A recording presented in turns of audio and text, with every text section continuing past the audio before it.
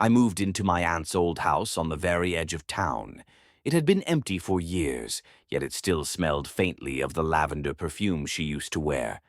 The furniture was covered with sheets, the windows dusty, but the air inside felt still, as if the house was holding its breath.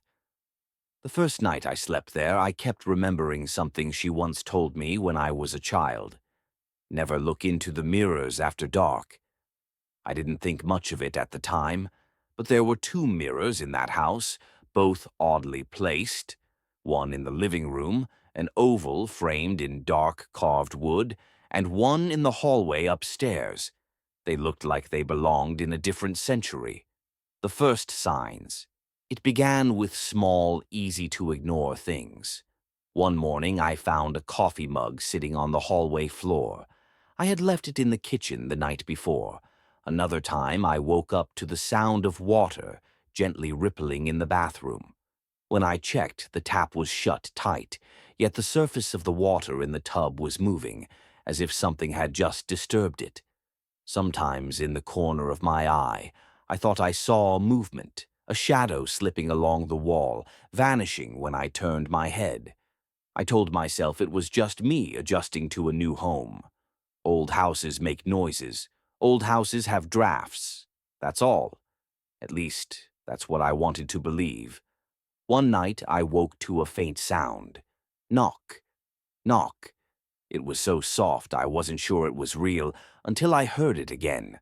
I followed it into the living room. The sound seemed to be coming from the mirror. The house was silent except for my breathing. The air felt thick, as if it resisted my every step. I stopped in front of the mirror and looked at my reflection. Something was wrong. My reflection was shifted just slightly to the left. The space beside me, so the space that should have been empty, held a faint silhouette. Not solid, but there. I couldn't make out its face, but I knew it was facing me, and it was closer to me in the mirror than anything in the room. I didn't sleep the rest of that night. At dawn, I decided to move the mirror to the attic. I thought if I put it out of sight, I could forget what I saw. But when I took it down, I noticed something carved into the wooden frame. Fine, thin scratches, as though someone had worked on them for years. The letters were uneven, but the message was clear. Don't leave me here alone. My skin prickled and I dropped the mirror. It didn't break, but the sound of it hitting the floor echoed far too loudly through the house, as if the walls themselves had been waiting for it. I left that same day. I didn't pack much, just enough to fit in the back seat of my car. I locked the door, but as I drove away, I couldn't shake the feeling that I hadn't left alone.